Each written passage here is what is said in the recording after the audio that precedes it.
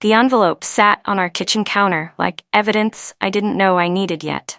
Blake tossed it there while grabbing his coffee, barely glancing at the contents. I picked it up. Voter registration card. His name printed across the top. But the address stopped my heart cold. 447 Meadowbrook Lane.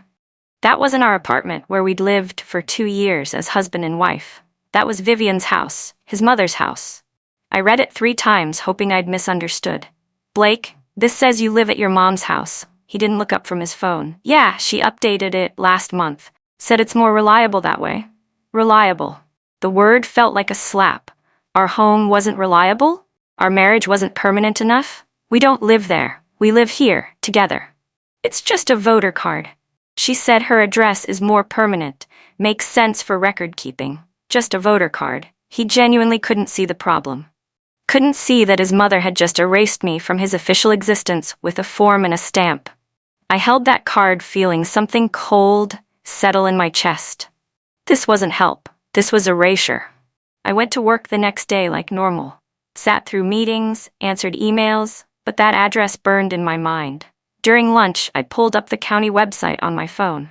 Public records. Anyone could search them. I typed Blake's name into the voter registration database. There it was, 447 Meadowbrook Lane.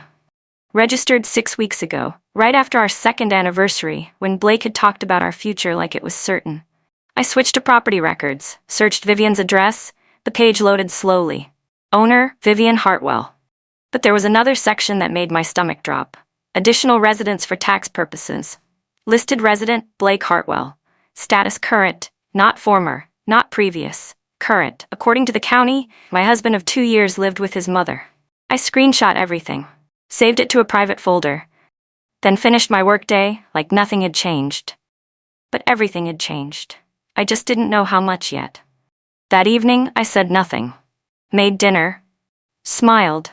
Watched Blake scroll through his phone, completely unaware that I'd discovered his documented life pointed away from me.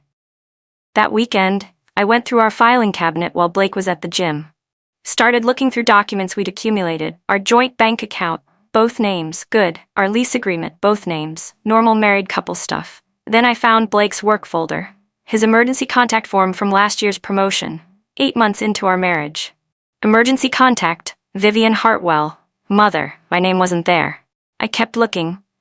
His life insurance beneficiary form. Primary, Vivian Hartwell. Secondary, Austin Hartwell. His brother, I wasn't listed anywhere. His 401k paperwork. Primary beneficiary, Vivian Hartwell. Dated 4 months ago. 2 years married, and I wasn't on anything important. Every official document listed his mother, listed his brother. Never me. I took photos of everything with my phone, careful to put papers back exactly as I'd found them. Then closed the cabinet silently. Blake came home sweaty from his workout. Hey babe, wanna grab lunch? I handed him water, smiled like nothing had changed. Sure. But everything had changed. I just needed to understand why before I reacted. Sunday brunch at Vivian's house. Blake insisted we go. Said we never spent enough time with family. I went, carrying questions I wasn't ready to ask. Vivian's house was perfect as always. Everything arranged precisely. She hugged Blake tight like she hadn't seen him in months. Gave me a brief smile that didn't reach her eyes. Over eggs, she asked about our week. Blake talked about work. I stayed quiet. Watched. Noticed things I'd missed before. Photos on her wall. Blake at every age. His brother Austin. Their father Howard. But none of me. Not our wedding photo. Nothing showing Blake had married. How's the apartment? Vivian asked me directly. Good, we've been there 2 years. Really feels like home. That's nice though. Keep telling Blake his room here is always ready whenever he needs it. His room. Not a guest room. His room. Still his. He doesn't need it, I said quietly. He lives with me. Of course, for now, but it's good to have options. Security. You never know what might happen. You never know what might happen to our marriage. That's what she meant. Blake's father Howard was in his garage after brunch. I found him organizing tools. Howard, can I ask you something? He looked up surprised. Sure. Has Vivian always been this involved in Blake's paperwork? He set down the wrench he was holding, sighed deeply. Since Austin moved to California 5 years ago, she focused everything on Blake, handles his important documents. I told her to back off, but she doesn't listen. Blake lets her do it. Blake doesn't know how to tell her no, never learned. She raised him to think he needs her for everything. He's 32 and still asks permission without realizing it. Permission for what? Everything. Where to bank, what insurance to buy, how to fill out forms. She trained him young, convinced him he can't handle adult things alone. I thanked Howard. Walked back inside where Vivian was showing Blake something on her computer. Laughing together. Comfortable. Close. Blake had 2 lives, one with me where we shared an apartment, one with her where he was still her boy, and hers was documented. Official. Legally recognized. Mine existed only in our apartment and nowhere else that mattered. Monday evening, I came home to find mail on our counter. Opened envelope from Blake's insurance company. Beneficiary update confirmation. I opened it. Effective date, last week. Primary beneficiary, Vivian Hartwell. I stared at that paper feeling something snap. Last week, while I'd been discovering his other documents, while I'd been quiet and careful, he'd updated more paperwork, added her to more things, actively, recently. This wasn't old forms forgotten. This was new, deliberate. Blake came home 20 minutes later. I held up the letter. Want to explain this? He looked at it. Guilt crossed his face. Mom said I should update my beneficiaries, make sure everything's current. Current would be listing your wife. She said for tax reasons it's better to list a parent. Blake, I don't care what she said. You're married to me. I should be your beneficiary. It's just insurance through work. Barely worth anything. Then why change it last week? Why update it to her instead of me? He had no answer. Just stood there cornered. Because she told you to. I said quietly. And you did it without question. That night we fought. Blake defended his mother, said she was helping, that I was paranoid, that forms didn't matter. If they don't matter, why does she care who's listed? I asked. Why are you updating them? She wants me protected. Protected from what? From me? Silence, long enough that I knew. Blake, does your mother think she's protecting you from me? She's just careful, wants me secure. Secure means keeping me off documents? Listing yourself at her house? That's not security, that's control. You're overreacting. Show me one important document that lists me. Emergency contacts, insurance, voter registration, tax residency. Show me where I exist in your legal life. He couldn't. Tried to deflect, but he couldn't show me one place where I was documented as mattering. I want you to change everything, I said. This week. Emergency contacts, beneficiaries, addresses, all of it. Fine, I'll do it. When? This week, I promise. But his voice lacked conviction, and I'd learned Blake's promises meant nothing without his mother's permission. A week passed, nothing changed. I checked the county website daily. His voter registration still showed Vivian's address. I asked him twice. Both times he said he'd been busy. Would do it soon. Friday night, I stopped asking, started planning instead. Opened my laptop after Blake fell asleep. Started documenting everything systematically. Screenshot of voter registration showing wrong address. Photos of work emergency contact listing Vivian. Photos of insurance beneficiaries, all her. Timeline of when each document was dated, some from 6 months ago, 8 months ago, last week, all recent. All during our marriage. I created a folder labeled Evidence, backed everything up to cloud storage, because something told me I'd need proof that I'd been systematically erased while Blake promised change. Saturday morning, Vivian called Blake. I heard his side of the conversation, agreeing to something. He hung up. Mom needs help moving furniture. I'm going over. You promised we'd look at new couches today. This is important. Mom needs me. Mom needs me. Always. Every time. I watched him leave. Chose his mother over plans we'd made, and I made a decision. This marriage was already over. Sunday morning, I called my sister Amy. Asked if I could stay with her for a while. What happened? I need space to figure out if my marriage is real or if I've been fooling myself. She said yes immediately. I packed a bag while Blake was in the shower. Just a week's worth of clothes. He came out and saw the suitcase. What's that? I'm staying at Amy's for a while. Why? Because you've had a week to change documents. You've changed nothing. You chose helping your mother over our plans. You choose her every time. I need space. You're leaving over paperwork? I'm leaving because paperwork shows truth. You're more married to your mother than me. That's insane.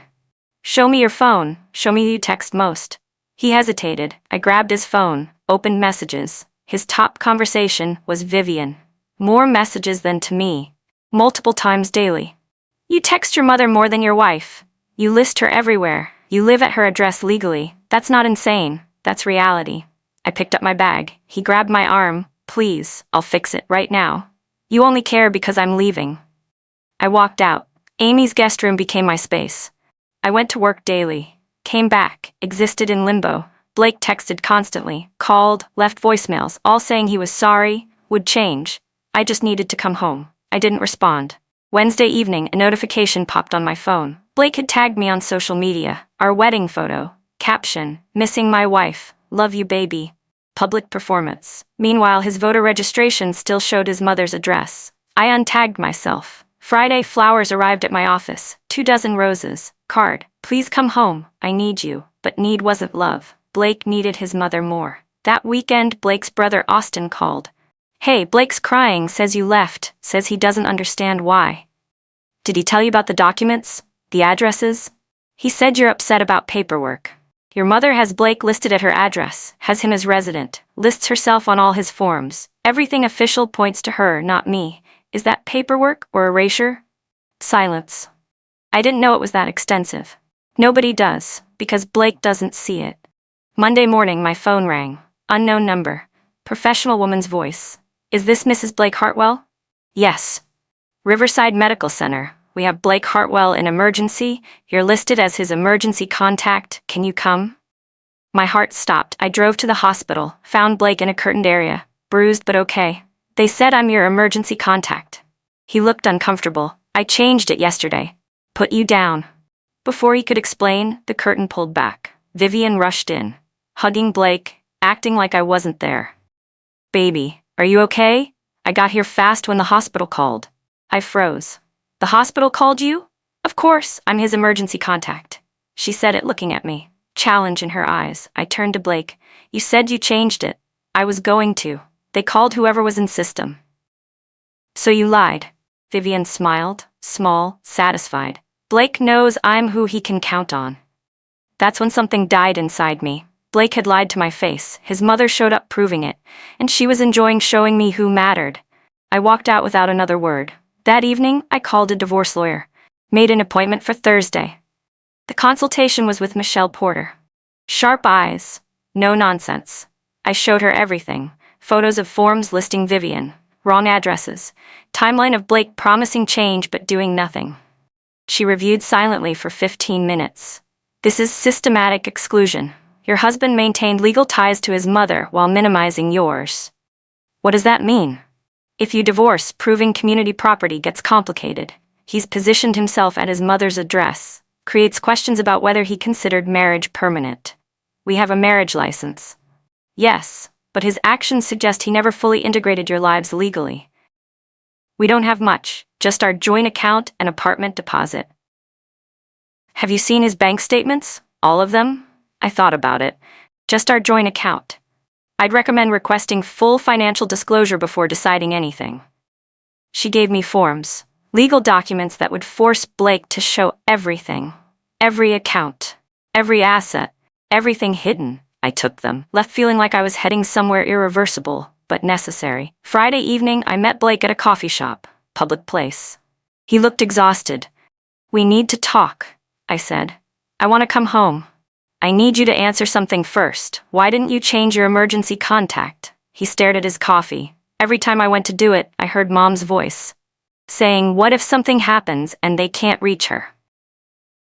So you chose her feelings over mine. I chose not hurting her over a form that didn't seem important. Until you needed emergency contact and she showed up, then it was important. He had no defense. I have something for you to sign. I pulled out financial disclosure forms. What's this? Legal requirement to see all your financial information. All accounts, everything.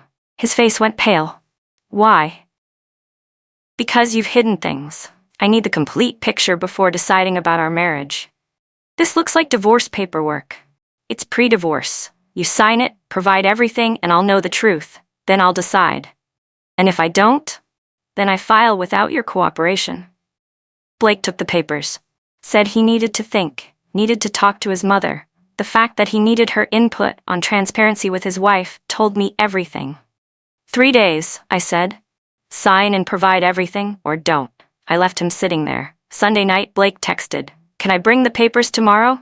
I responded with Amy's address. Monday at 6, doorbell rang. Blake stood there with a thick folder. "Everything you asked for, I took it, thank you. Can we talk after you look?" "Maybe, depends what I find." He left. I opened the folder, started reading. Bank statements from an account I didn't know existed. Joint with Vivian. Balance $38,000. Property deed. Vivian's house. Blake listed as co-owner, not resident. Owner equal shares. Life insurance policy. $500,000 payout. Beneficiary, Vivian Hartwell. Credit cards, 3 of them.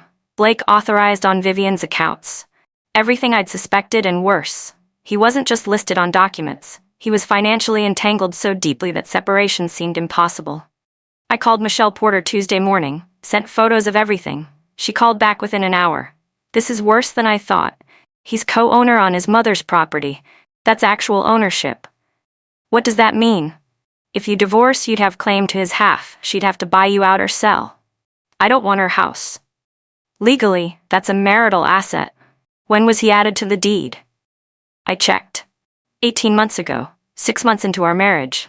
Community property state, that's your asset too. Worth probably $400,000 if property's worth $800,000. Your half of his half is $100,000. $100,000. Vivian had tied Blake to her property, but inadvertently gave me a claim.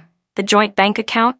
Also marital asset. You're entitled to half of his half, about $10,000. Life insurance? Spouses have automatic claims regardless of who's listed. She can be beneficiary, but you'd get half the payout if he died while married. Everything Vivian did to tie Blake to her had backfired. Every document became ammunition, gave me claims she never intended. What should I do? File for divorce, let her see consequences. I sat with that information for 2 days. Wednesday evening, Blake texted asking to meet. Same coffee shop. He looked hopeful. That hope died seeing my face. "You looked at everything," he said. "I did. You're co-owner of your mother's house, have been 18 months. She wanted me protected, wanted security. She wanted you tied to her, but you know what she did? Made me co-owner too. Community property state. I own a quarter of your mother's house legally." Color drained from his face. "That's not how it works." "That's exactly how it works. Everything you acquired during marriage is community property. Half yours, half mine. Your mother gave you half her house while married. I own half of your half. You can't take my mother's house." "I don't want it." But that's what she risked playing games with paperwork. She was protecting me. She was controlling you. Now it'll cost her everything she tried to protect. Blake put his head in his hands. "What you want?" "What I'm legally entitled to. Half your assets, including your stake in her property. She'll lose her house. She'll buy me out or sell. Either way, she'll learn actions have consequences." I filed for divorce Friday morning. Blake got served Monday. He called crying. I didn't answer. Let it go to voicemail. "Please don't do this. Mom's panicking. Didn't understand community property. Didn't think you could claim the house. She's talking to lawyers. They say she might have to sell. Please, we can fix this. I'll cut ties with her financially. Just drop the divorce." Too late. That evening, Vivian called. I answered because I wanted to hear this. "You vindictive bitch. Pure venom. Sweet mother act gone. I gave my son security and you're stealing it. I'm claiming what's legally mine. You made Blake co-owner while married to me. That made it community property. I'll fight this. Then spend a fortune on lawyers. Either way, you'll pay for erasing me from documents, for positioning Blake as yours. I was protecting my investment. I raised him, paid for everything. You contributed nothing." I contributed a marriage. 2 years building a life with someone never fully mine because you wouldn't let him go. That's worth something. The court will decide how much. She hung up screaming. I felt nothing, no satisfaction, just exhaustion. The divorce moved forward. Blake's lawyer tried negotiating, offered the joint account if I dropped claims on the house. I refused.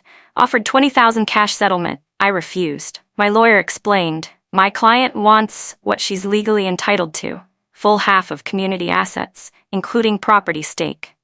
Blake's lawyer played hardball, filed motions claiming the house was a gift, not marital asset, that I'd abandoned marriage by leaving, that I was abusing community property law. Judge reviewed everything. The deed dated during marriage, documents showing Blake listing himself at Vivian's address, pattern of financial entanglement, emergency contacts, beneficiaries, all my evidence. The ruling came down in my favor. Mr. Hartwell maintains significant financial and legal ties to his mother throughout marriage, including acquiring property ownership while married. These are textbook community assets. Mrs. Hartwell is entitled to equitable distribution, including her stake in said property. Vivian had 60 days to buy out my claim or sell. Buyout amount: $95,000 based on appraisal. She didn't have it liquid, would have to take a loan or sell. Either way, her control cost her exactly what she'd tried to protect. Vivian tried one last manipulation, called me. Voice sweet again. Venom hidden. Sweetheart, can we talk? Woman to woman? About what? I may have overstepped. I was scared of losing my son. Handled it badly. You think? I'm willing to apologize, publicly if needed, if you'll drop the property claim. No, please. That house is all I have. My security. My retirement. You're not losing it. You're buying me out. I don't have that money. Then refinance, take a loan, sell and split. Those are your options. Why are you doing this? Destroying a family. I'm accepting consequences of your actions. You tied Blake to that property to control him, made him co-owner to keep him legally yours. You did this. I'm claiming what's mine as result. I'll make Blake hate you. Blake already chose you over me every day of our marriage. His feelings now don't matter. Divorce will be final regardless. She hung up. I'd won, legally, financially, completely, but it felt hollow. This wasn't the marriage I'd wanted. Vivian destroyed what could have been good. Now she'd pay for it.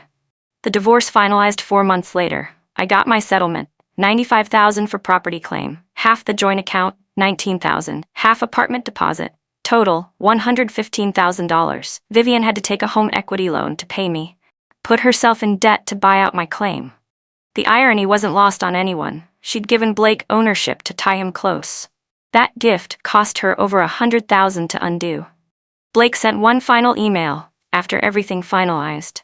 Long, apologetic, said he finally understood what he'd done, how he'd let his mother control him, how he'd erased me while claiming to love me. Said he was in therapy now, learning about enmeshment, about healthy relationships. Said he hoped I'd found peace. Too little, too late. I didn't respond. He'd learned his lesson. Good for him. Some other woman could benefit from his growth, not me. I'd moved on, used settlement money as down payment on my own place. Small house, my name only, my address, my space. No one else listed, no one else controlling, just mine. 6 months after divorce, I ran into Blake's father Howard at a grocery store. He looked older, tired. Can we talk? We sat at the in-store cafe. He bought coffee neither of us drank. I owe you an apology. For not speaking up sooner. For letting Vivian do what she did. You don't owe me anything. I do. Because I watched her do the same thing to me. Control, manipulation, financial entanglement.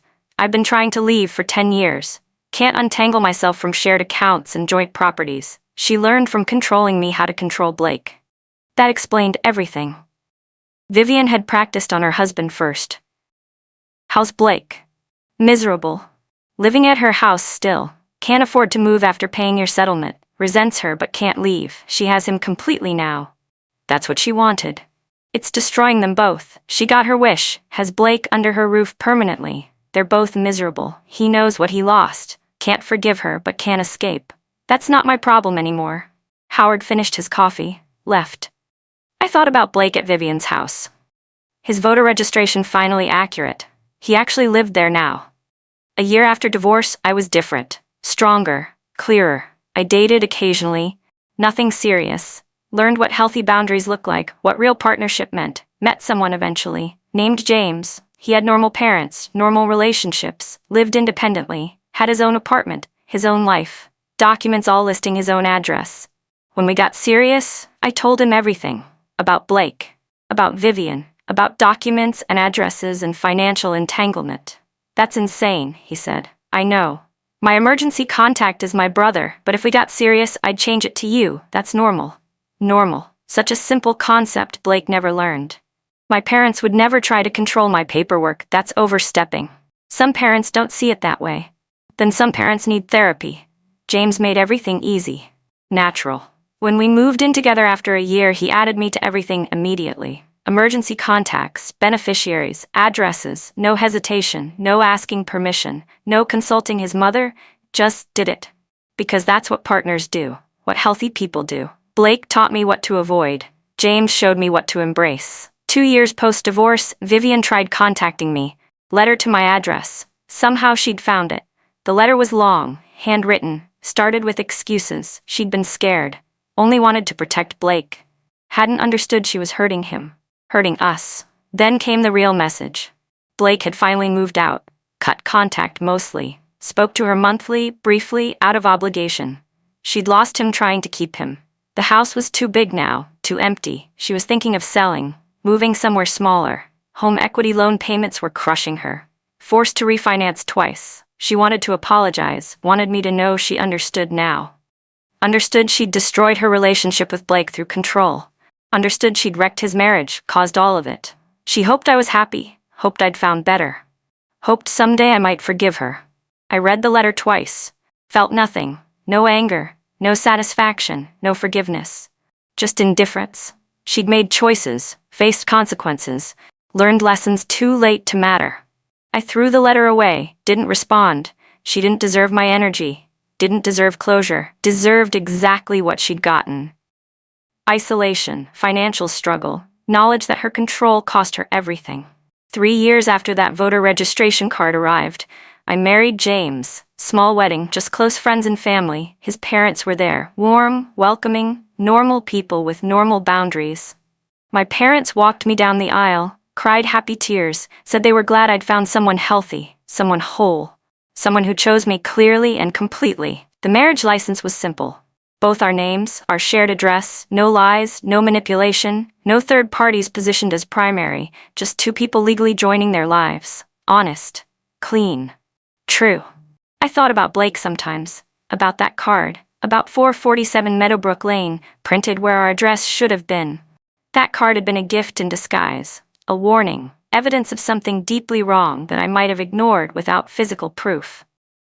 It had forced me to look closer, to investigate, to see patterns I'd been missing, to understand I was being systematically erased. That card had saved me, shown me truth before I'd wasted more years, before we'd had children, before I'd entangled my life further with someone who was never really mine. Blake still lived at 447 Meadowbrook Lane. I checked once out of curiosity. His voter registration matched reality now. He actually lived there, alone. His mother had sold the house finally, moved to a condo. They barely spoke. The address that started everything had become his prison. The place he'd been documented as living became the place he couldn't escape. Poetic, really. His documents had been telling truth all along. He'd never left his mother's house. Not really. Not where it mattered. The paperwork had known what I'd refused to see. Blake belonged at 447 Meadowbrook Lane. Always had. I'd just been too in love to read what his documents were screaming. Now I knew better. Now I understood that documents tell truth. They show priorities, show commitments, show who matters. And my documents now showed James, showed our address, showed our shared life, showed truth. Simple, clear, undeniable. That's all I'd ever wanted. Truth on paper matching reality in life. Blake couldn't give me that, James could. And the voter registration card that started everything? I'd kept it, filed away in a folder labeled Lessons Learned. A reminder that sometimes the biggest warnings come in the smallest envelopes.